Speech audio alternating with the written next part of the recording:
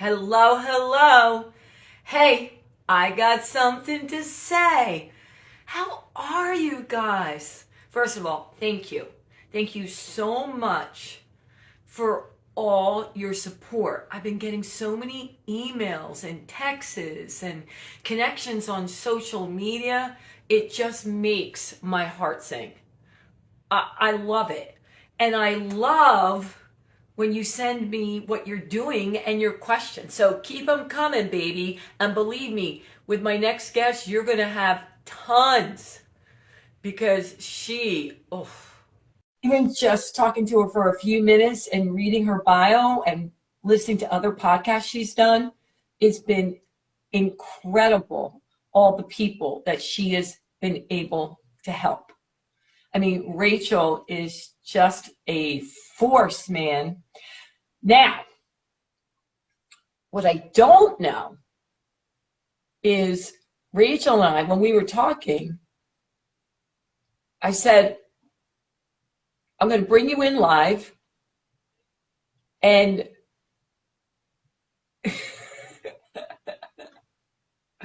I was hoping that I gave her the right directions because I see she's requesting in to go live with me, but she's not popping on. And you know what I say, man, right? You do know what I say. You got to put yourself out there. You have to put yourself out there. And sometimes you're going to hit some bumps in the road, especially when you go live. And for some reason, it's not letting her come in. Why do you think that is? Well, I'm not really sure. Oh my gosh, the universe has spoken! Woo! Oh my goodness, I got kicked out and I was like, how do I get back in? Hello. Hi, Rachel. We were talking about you and I was like, well, you know, I'll go back out and we'll come back in. And I always tell people, to me, to put yourself out there, no matter what, it's all good. And especially when you go live, stuff happens, doesn't it? It sure does. And here we are. All right. Before we even get started, I just have to say, I don't know where you live, but I'm going to come take your glasses. I love them. Well, thank you. Thanks so much. Yeah. Well, I mean, I just like. I'm not going to tell you where I live because I want to keep my glasses. No, where are you coming from? Are you in New York? Yeah. I'm just outside New York City, about a half an hour, 40 minutes outside of New York, in Rockland County. So I don't know if you know this, but I'm in the suburbs of Philly. Oh, so I used to live in the suburbs of Philly too. And like we were almost going to play a New York team so that, you know, the Phillies are going to the World Series. So it's very, very exciting over here. Very exciting. Yay. Celebration time. All right, Rachel, let's get into you. I'm going to read your bio first, and then we got tons of questions for you. I have tons of questions for you. Beautiful. Rachel Astarte. Yes, she gave me the pronunciation. God bless. Is a holistic psychotherapist, transformational coach, and author of the book, Celebrating Solitude, How to Discover and Honor Your Highest Self. Her podcast, love the name of your podcast, Self-Talk with Rachel Astarte. Love it. Helps listeners develop a healthy relationship with themselves. In her therapy practice, Rachel specializes in helping women, to manage emotional, physical, and spiritual challenges during midlife, not that I know anybody in that, toward crafting an existence of meaning and mentorship. Welcome, Rachel. Thank you for having me, Sandy. Now, let me just tell you, I love my one positive things that people say, but what you said, it brought on a lot of questions, so let's just get it out there. You can positively influence the world by simply living as your true self. Exclamation mark, you are needed. Now, I really want you to dive right into that, Rachel, because I know you know with a lot of us women, especially over 35, which is why I started this live show right before COVID, and they don't feel heard. And they feel, there's too many other young people out there. Is anybody really listening to me? So tell me why you believe we are needed. Well, to back it up, and just to be fair, I think every human being is needed. But why I specifically focus on women in middle age is because we have experience, we have wisdom, we have seen the world, we've processed it in our own minds, and in our society, a lot of times, there's no real way for us to express, or opportunity for us to express our wisdom, and except to our children, should we choose to have them, or our cats, or our dogs, or our fish, or our friends, right? So I've spoken to so many women about this, and the biggest issue that comes up is a feeling of irrelevance, that there is a void between 40 and 65 where it's like, well, thanks for making the babies, thanks for having a partner, and we'll see you on the other side when you're close to death. You know what I mean? There's just a vacuum, we'll figure out what home to put you in. Okay, go on. That was But there is in fact, if we even look at the traditional goddess schools of thinking, right? The pagan view of the maiden mother crone, right? Mother crone. Where is us in the middle? Now we know there is another area called queens. That's where we fit in. We are the queens. We're in between. We're no longer having babies, but we're not quite crones yet. So, and there's a huge opportunity for us to really step into our power. So the work that I do, and of course, these are the questions that come up, are, okay, I've done all the things. I had a career if I wanted to do that. I had children if I wanted to do that. I had a partner if I wanted to do that. But at this point, what have I done? I feel like I've given so much to the world, to others. What have I done for myself? Right? So there's this question of, I don't have a lot of time left, and I don't feel like I've lived up to my potential as a human being, as a woman, right? So that's what I help women do. And so when I hear a lot of women going, yes, that's me, but now what? What do I do now? Right? How do I start to be my fabulous self? And I'm going to tell you, it's different than what you thought you were going to be when you were 30. It's different. So much of us spend our time in nostalgia, and I am certainly in this category. Oh, my life was fabulous when I was 30. I was gorgeous. I was living my dream. I was doing this.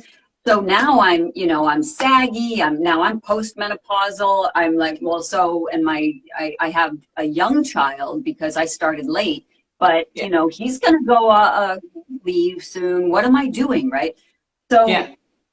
So one of the things we need to do is really redefine who we want to be, given all the experience that we have accumulated over the years.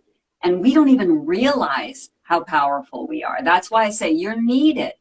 You're needed in the world. Yeah. Well, Rachel, I do want to come, not to steal your glasses, but to give you a big hug.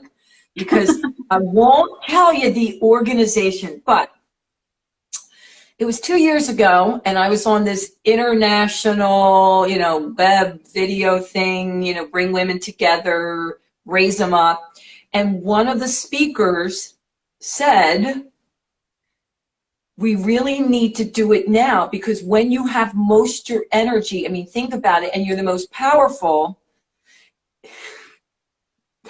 and can make the most impact because you have tons of energy, is between 25 and 45.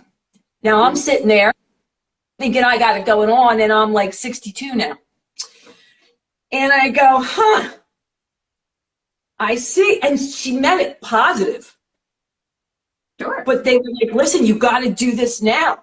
I mean, this is when you have your most energy, where you have the most, you know, and I thought, well, then I better wrap it up because, and they just didn't know what to do. Yeah. Because I'm thinking, and she goes, what do you mean? And the translator, because it was, you know, language barrier, to go, I'm just getting started. Like, I don't know what you're talking about. Like, it's different. You know, I'm not doing backflips like I did, but it's different. So what would you have said to that? I want to know, Rachel, if you were sitting next to me, what would you have said to that? First of all, I'm curious about how old this person was who said this. Well, 39, 39, because I did ask. Yeah, you know, and I don't mean that disparagingly. I'm saying, of course, that's what you experience at 39. When you're 49, you're going to see the world differently. That's my point. We cannot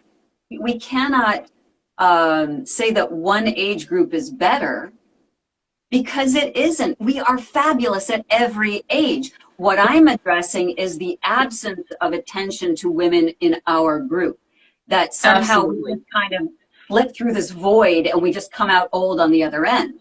And that's, you know what I mean? And so listen, there is, as you're saying, women don't support women. Right? Like, so even younger women, I mean, you can't be putting that, I had to say something, because you can't be putting that attitude out, you know, because you'll be there soon. You know, you don't want to cut out all those women over here. And plus, I don't feel that way. Right. I've been very fortunate, Rachel. I always embraced every age, because like you said, yeah, there are some things that aren't the same, but there's other things that are so much different, and I embrace. Like, there's no way I'm the same person I was when I was 39. Heck no. And nor do I want to be.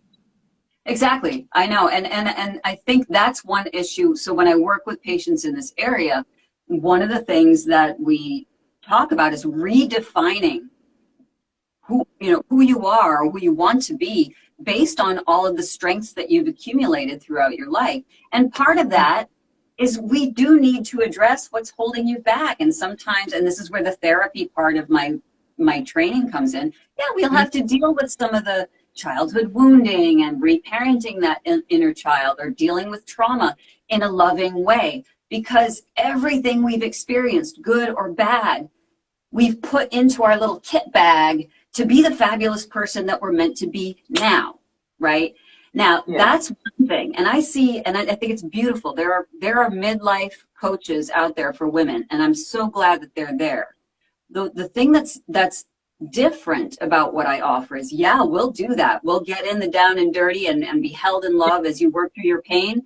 We'll also help you craft the woman you want to be. But the next and final phase is you have to take that out into the world. And that doesn't mean you have to have a podcast, or you have to write a best-selling novel or self-help book. It doesn't mean you have to be a CEO of your own business. What it means is you have to just be yourself in any circumstance that you're in, and celebrate who you are, you know? And so you can be a mentor just by the way that you talk to someone at a grocery store. Not that you're giving advice, but just that you are exuding groundedness and centeredness, and they feel safe in your presence. That's mentorship, right? So that's important to stress. That's good. That's really good. You're right, because there are women, and by the way, let's just back up a second. I'm so happy you're doing this work. And I read, your background. I watched some podcasts of how you do work with clients. And it's so needed. It's so needed. And I do love the fact, like you said, okay, now we got to put this out in the real world. Like, you know what I mean? We got to go at it, which is a whole different thing. And again, it doesn't mean you wrote a book, just being out there. You can feel people's, even though people say, well, I don't sense energy, it's there whether you know it or not. And you can feel when someone is just standing in their grace, call it in love, joy, and peace, confident in who they are, and you want to be around those people. Yes, absolutely. And to add to that, there is a particular amazing energy that women put out. We are nurturers. We are caregivers, not caretakers. There's a difference. That we have our shit together. You know what I mean? When we do it right, you know? Yeah. So the whole point is we are needed, not just as, look how young I still look. That's not what we're heading toward. That's not the point. Let the 20s and 30s be 20s and 30s. I mean, it's fabulous if you look great in a bikini when you're 72. God bless. But that's not why we're here. That's not what we're here to do. And society, and Western society, needs to change how we view the importance of women in midlife, in my opinion. Oh my God, you must be a hoot at social gathering for women. All right, I'm going to skip past that thought, but let's get into these questions that all surround around this one statement, because I got a lot of different people asking about this. And I do believe this is really important to do with someone who knows what they're doing. That there's no trauma, memory, thought, or emotion in your life, you know, you need to fear, because they are yours to work with to heal you. And you mentioned that. I want to dive into a little bit more of that, because there are people that I know that hit a wall and it just seems so scary and painful. They don't deal with it. Right. And they have gone to counselors, coaches, therapists, or psychiatrists, and it wasn't for them, or it just didn't work out and resonate. But I don't want these people to give up hope. So tell a little bit more about what you do, Rachel, with that. So when I'm working with trauma, and let's be fair, we all have small t or capital T trauma in our lives. It's just part of being human, right? Absolutely. When we approach that, now again, that's not to belittle people who have had serious trauma in their lives, and I work with those people as well. But when we approach trauma, it's the way we approach it. I believe that our problems are blessings that are pointing us in the direction of wellness. So when we look at our problems, when we see the areas where we are not aligned because of what maybe happened to us in our past or whatever, when we as a team, meaning my patient and me, look at that wounded child and we start lavishing that child with love in the process, when we do the inner child work, and because we can't change what happened in the past, but we can change our association with what happened in the past. I believe it was Peter Levine who said that, and I think it's beautiful. It's a great way to look at it. I love it. Yeah. And so when we do this inner work, we are not trying to get rid of the nasty feelings. We're not saying push that away because it's not serving you. We say, no, come closer. Let me redefine you. Let me integrate you into my life and use you as a lesson and a tool so that I can be fully human and accept all parts of myself. You know, our pain is our best teacher in many ways. So I approach it with love, is the difference. You know, it reminds me of years ago. Did you ever watch Star Trek? Of course. Look at me. Yeah.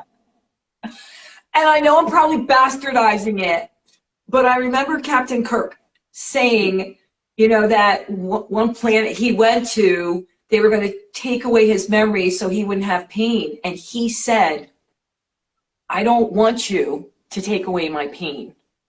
Those memories have made me who I am today. Now, I was a kid when I heard that, but for I must have been 12, but it stuck with me. And I don't know if that's similar to what you're saying, but it does make a lot of sense. Yeah, no, that is exactly what I'm saying. Thanks, Captain Kirk. Yeah. Yeah, but again, captain, man, he was the captain for a reason. He's smart dude. Yeah, I do think. Yeah, I do. Yeah. Yeah. And there's nothing Go to ahead. fear. I'm sorry. No. There's Say that nothing again. to fear. There's nothing to Yeah. fear. Your experiences came to you for a reason. And I know, and I'm hearing it in my head. Well, I didn't ask to be beaten as a child. I get that, right? There are many levels to this inner child work. Your parents were likely also wounded, hurt people. That doesn't give them the excuse that it was okay for them to do that, but they didn't get the help that you are getting. How wonderful is that, right? So we incorporate all of that compassion part in, because why? Do you really want to hold on to that pain and to be defined by that pain? Or like Captain Kirk, do you want to say, it helped me grow stronger. It helped me to be the person that I'm meant to be. Yeah. Rachel, you're the first person I heard really explain that I totally understand. Oh. Yeah. It now makes it, and I've listened to a lot. It makes so much sense because, and I get it. You really need to be well trained in it. It's the balance of bringing it in, but also is not absorbing you and it doesn't define you, but you're also not the complete opposite and denying and blocking it out like it never existed, which Right. I forget. That never works. That never works. No. It's just like the plants that grow up in between the cracks of the concrete, right? Whatever your trauma is will find a way for you to deal with it because it loves you. The trauma is the same as the child who got wounded. The trauma also needs your love, right? The trauma also needs to know it's cared for and someone wants to heal it. And that's your job with me, you know? So, as a facilitator and a guide, but you already have all these beautiful elements of who you are. Every single one of us has a purpose. That's what your original quote at the top is about. We're needed, you know? All right. I'm getting flooded with this, and I want to go on to something else, but let me address this one woman's question. We always make up names. Sally Bell. Sally Bell is listening to you, and she understands, but she's 65 years old, and her whole life she's been told, be grateful for what you have, don't look back. And it's just drilled in her head. Be grateful for what you had, don't cry over spilled milk, somebody said to her. Why open that can of worms, blah, blah, blah, blah, blah. Is it too late? Well, it's never too late, but here's the question, right? Again, if we're looking at everything with love and positive intention, right? To be the best human being you can be.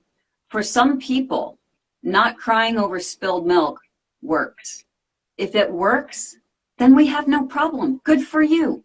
You've moved forward in your life without having to look at your past. God bless. But what I'm talking about is if you've been told don't cry over spilled milk, but you're still feeling out of alignment, then there's work to do. And we're not talking about crying over spilled milk. We're talking about crying for the spilled milk. You know, we're saying, you poor thing. Let's clean you up. Let's figure out what we need to do with you so that you can carry on and be the person you're meant to be. It's not about whining about your past. The people who don't address their trauma are the people who a lot of people end up whining about it. Saying, you know, it's the victim mentality. Yeah. Right? Yeah. More the victim. Yeah. Yeah. So if it's not bothering you, then fantastic. But if it is, if it's holding you back, then we lovingly address it. That's all. I always say when people know what I do, I go, listen, if it's working, kumbaya. If you're sleeping well at night, you have a great life, and peace, love, and joy is most of, what you do. Yeah. And whatever. No. But if it's not, that's a different story. Right. Okay.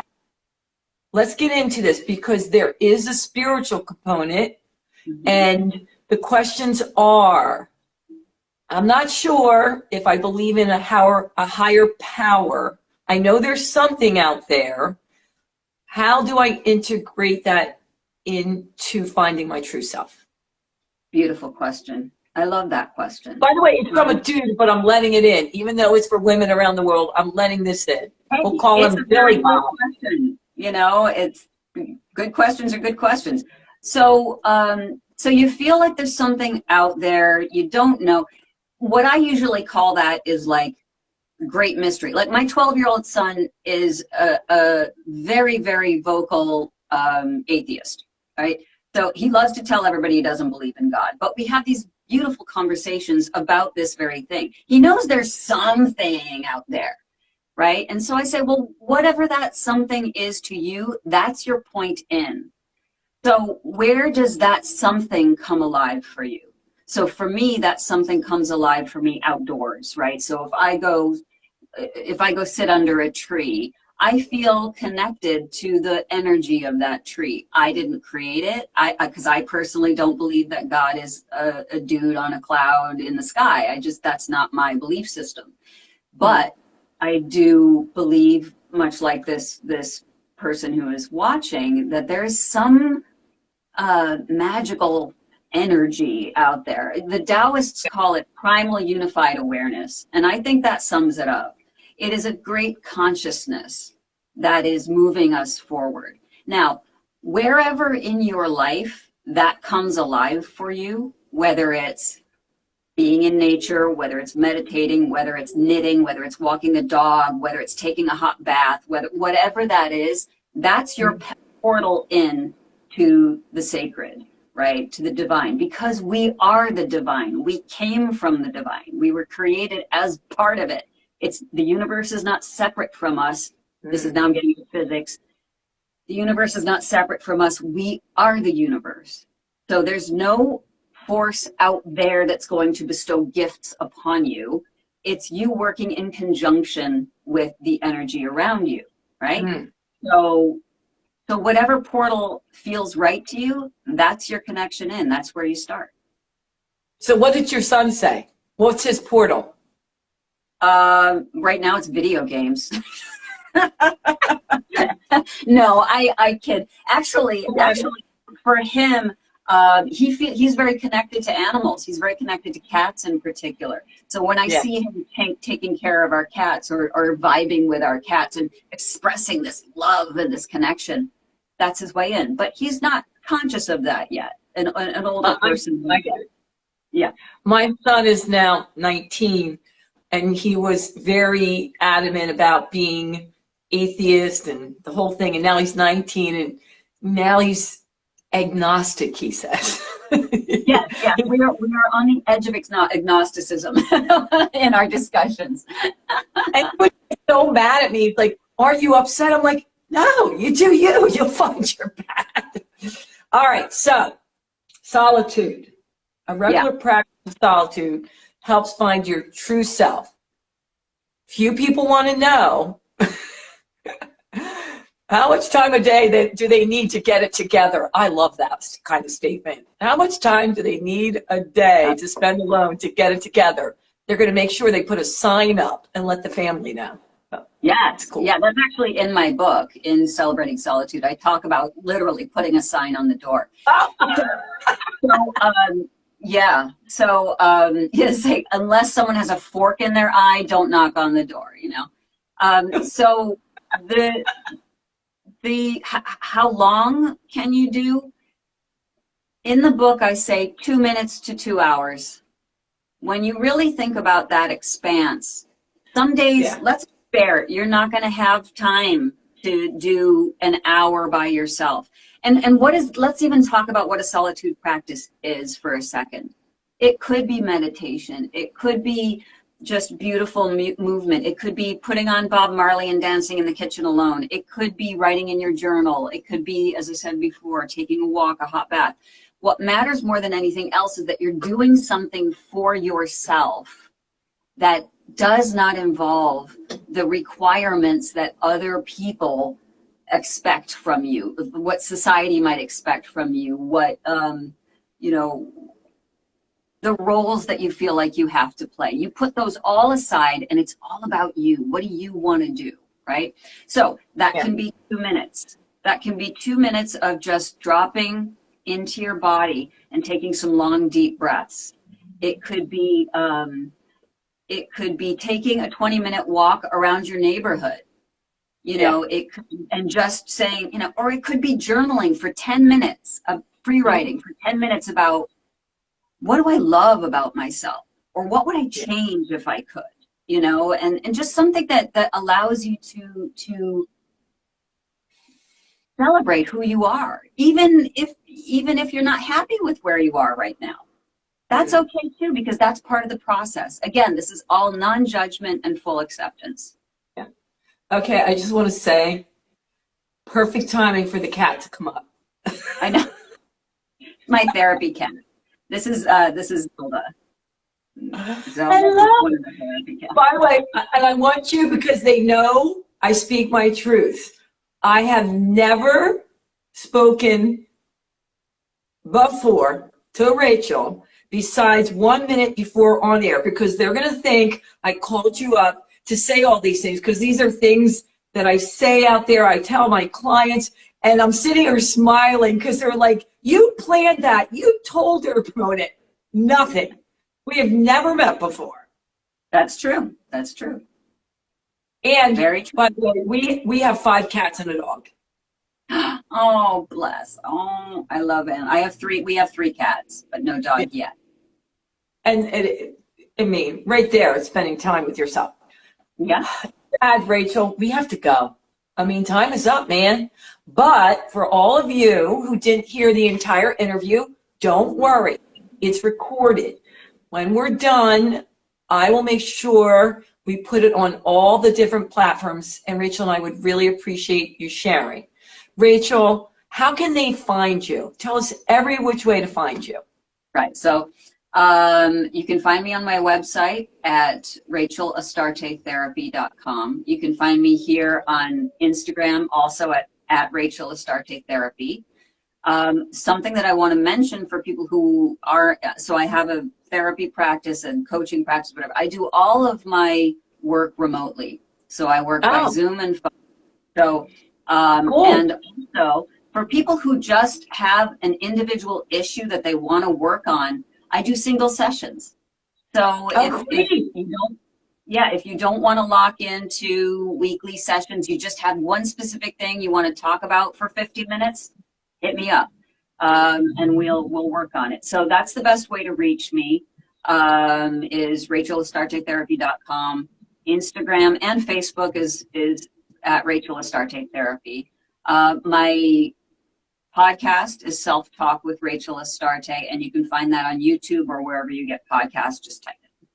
Okay. And what about your book? Where can they get your book? Oh, the book is on Amazon. Celebrating Solitude: How to Discover and Honor Your Highest Self is in Kindle, paperback, stone tablet, whatever it is that they sell on Amazon. Yeah. Is there anything, I mean, I know you could talk a lot more, but is there anything you want to get in before we go? Nothing except to remind people that we are in a time, society and humanity is in a time of shifting, and it seems really scary right now. And I get that. And that's one of the reasons why this work is so important, because we will get through it. And the stronger we are as we move through this transition, the better the process will be for us, and the better we'll be on the other end of it. So that's what I just want to leave a little moment and word of hope, because thank you. It's easy to get discouraged. Yeah, thank you so much. Thank you, Rachel. And hey, I got something to say, people. Again, much gratitude. We appreciate your support. And until next time, you know what I'm going to say. Toodles. Bye, Rachel. Bye. Thank you all.